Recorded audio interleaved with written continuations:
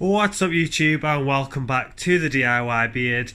My name's Jez and I'm man behind the beard, and today, as you can see, it's just me and the XV in the garage, which clearly means one thing, and that we're on to episode 6 of the Bolt build.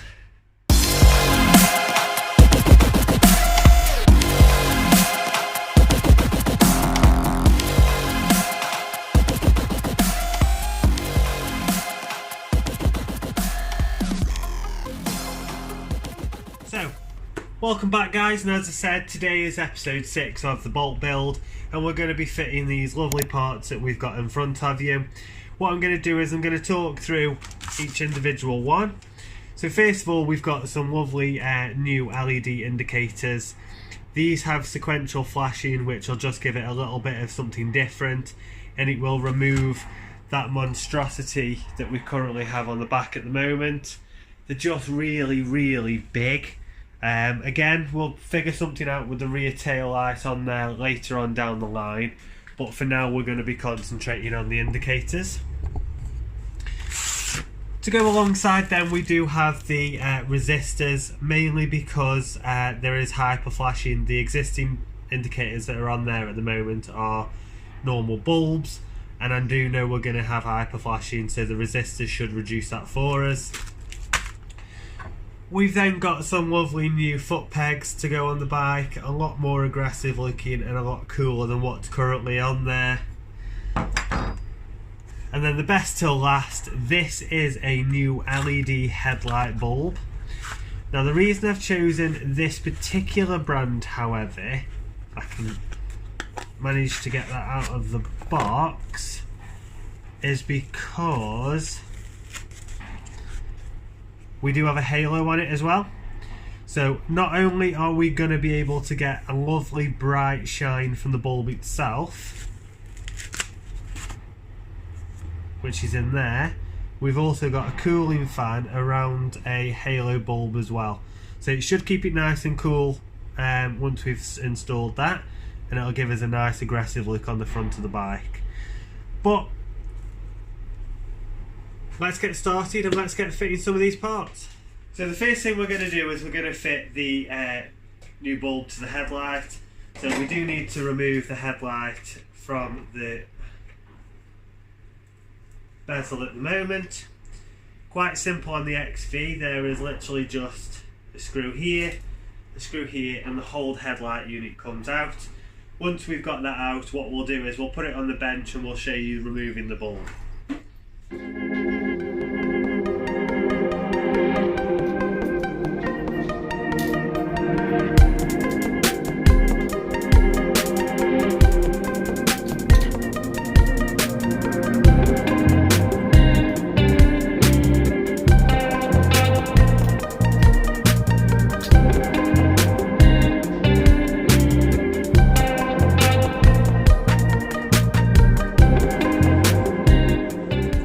As you can see, we've now got the headlight away from the main bezel, and that's what you should be left with on the bike itself. As you can see, just a couple of connectors in there, nice and easy to pull out, and that's what you'll plug in your new bulb to, as it's got the same connection that's already on there. So nice and quick, easy install. What you do is you remove the rubber boot. Now that is purely there just to keep water out, if you can see on there. So on here you have some metal retaining clips. All you'll literally do is push down like so, pull to one side and remove the retaining clip back. Once that retaining clip has been removed, you can quite simply remove the bulb there. Now be careful with the bulbs themselves, you're not actually supposed to touch the filament, so I'm not going to touch that itself because it will be used as a spare if anything happens to the bulb that we're going to be replacing it with. So as I said, this is the replacement LED bulb. As you can see on there as part of the close-up, we've got the LED ring there. Within there is a fan for the cooling, and then you've got the LED bulb on there itself. Now it doesn't come with any fitting instructions, however simply just slots in just like that, and that actually then just replaces the existing bulb that's already in there, and the standard connectors can already fit. So what we'll do is we'll put it back together and we'll stick it on the bike.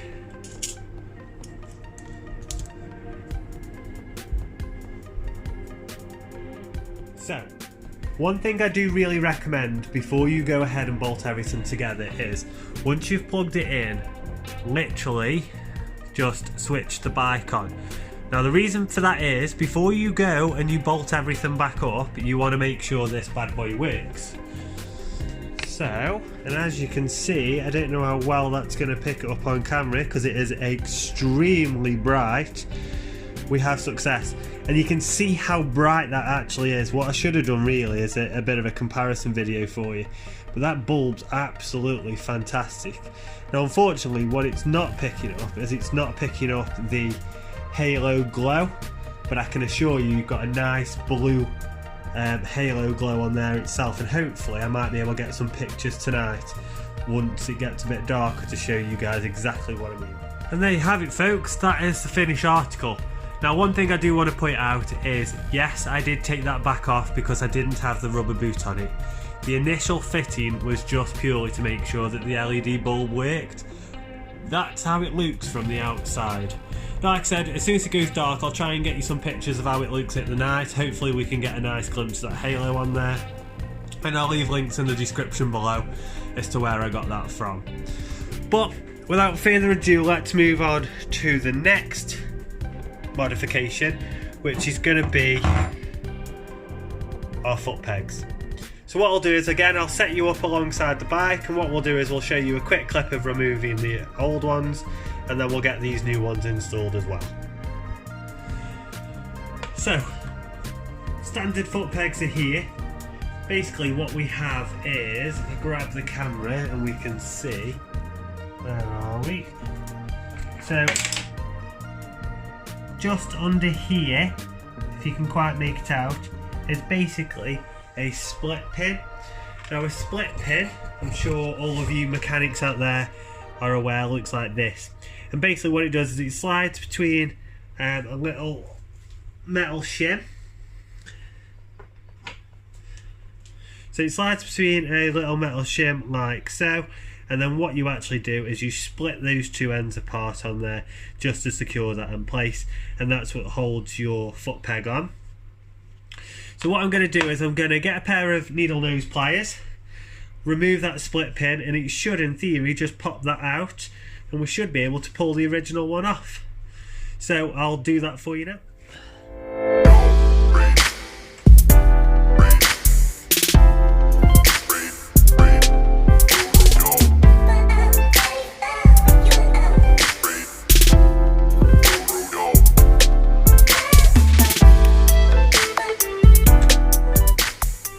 Was a pain in the arse to get out, but we finally got it out.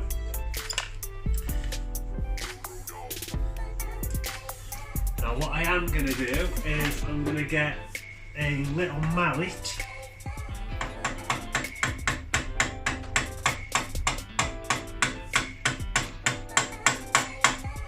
just to drive the existing pin out. Give that a bit of a wiggle.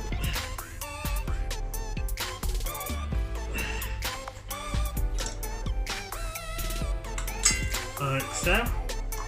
Bang goes the spring. There is a little spacer in there as well.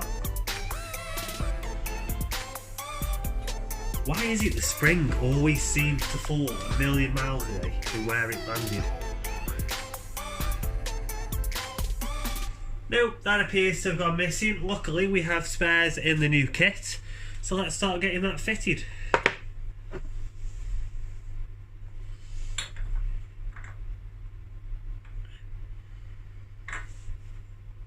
So, we have encountered our first problem, and I don't know if you can quite see it on camera there, but the new foot peg isn't exactly for an XV950, so it's got a little bit of a ledge there. And what that's doing is that's hitting in here and it's not sitting right. So what we're going to have to do is get the grinder out and start grinding away that little lip. let's make some sparks.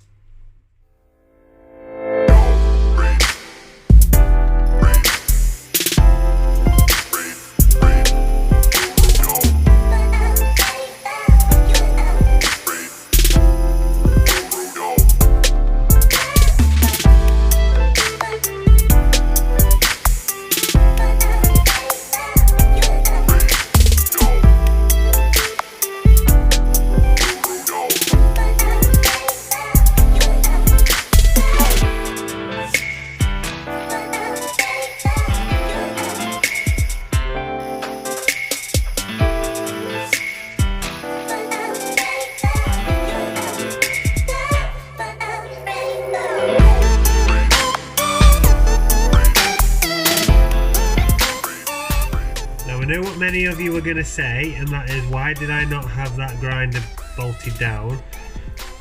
Well, to be honest, it's just because I haven't got round to it yet, but as you can see, we've kind of just gotten rid of that little lip on there. So let's see if this now fits. So as you can see, it does fit much better now, and it does give us a lot more clearance to get it through. What we do need to do though is we need to install the spring so that we've still got a spring function on there, and then we can just simply put the new pin through with the new split pin on there, and that's that done.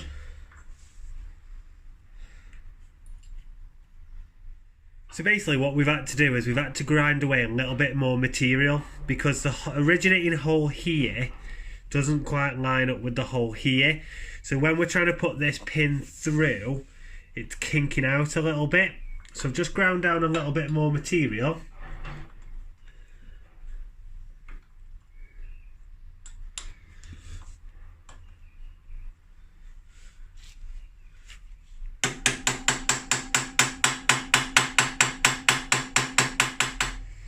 So as you can see, we have the new foot peg installed. Now I did actually have to grind away quite a lot of material from the side of there. So what I'm going to do is, before I do the final install on this, I'm just going to grind the second one just to match. This way what it does is the material I've already taken away gives me a good guide for the next one, so I can make that one fit as well. So what I'll do is I'll get all that grinded up and we'll get them all installed finally. So, foot pegs are all installed, including the split pins. Now I haven't used the original springs. The reason being is, these are much more of a snugger fit, so they don't actually move up and down anyway. But like I said, they're purely just for aesthetic reasons. What I will be doing is, all of the parts that I take off this bike, I do keep. So if ever was to sell it and the new owner doesn't like any of the customization that we've put into it already, they've got the option to put it back to completely stock. I've done that with, I had a Honda CBF that come with some silly mods on it, heated grips on a 125, some horrible stickers, all those, and I literally just put it back to standard really, because I think sometimes a standard look on a bike is much cleaner than what somebody wants their bike to look like modified wise. Anyway, that's a quick install of the headlight and the foot pegs. Now what we are going to do is we're going to look at removing the rear mudguard and tackling the indicators. So as far as I'm aware, what you do is we'll take the seat off, we'll remove the mudguard, which will then give us access to the bolts behind there for the indicators. What we should be able to do is the frame rails here should have a recess in it, and so we should then be able to hide the resistors in there to get rid of the hyper flash. So what I'm going to do is I'm going to set you up, remove the mudguard. I'm not going to show you too much of that just because I know there's a couple of videos already on YouTube as to where that's available, and then we'll get cracking with the wiring. Right then, bolters, as you can see, we are here in the garage again, and today is a new day. We have some daylight outside. Unfortunately, we haven't been able to fit the LED indicators as planned. Two reasons. One of those is damaged, so it doesn't actually work at all. It's something I probably could fix, as it's just a missing bullet connector. However, it's not exactly what I paid for. Now the other reason is I didn't know that the XV comes with a flasher relay on there. So these sequential indicators don't actually work. The reason being is they don't actually get a consistent amount of power, which allows them to then obviously flash. This then causes an issue because when we put the indicators on, the front ones work absolutely fine, but the rears don't work at all. So these particular indicators would need a consistent amount of power to get them to work. Now, I've contacted the eBay seller and they're happy to give me a refund on those, mainly because they are broke. Like I said, I probably could have made them work, but we need to get some more really. What I have done is I have ordered a replacement set. They should be here hopefully by the weekend, which means unfortunately for this video we're not going to get the install done of the indicators, so we'll have to do that next time. I have got something else that I want to do alongside it, just so it's not going to be a boring episode of just me installing some indicators. And what I will do is I'll put all the rear mudguard back together so you can see exactly how I took that apart and exactly what I'm going to do to get that wired up. Now, if you haven't already done so, please do hit that subscribe button and punch that bell notification button, because we're getting a video out to you at least once a week at the moment. Like I said, I'm going to be attending the Star Bikers run, so we'll be getting that recorded very, very soon. And that's towards the end of the month. But thanks for watching, guys, and I'll catch you next time.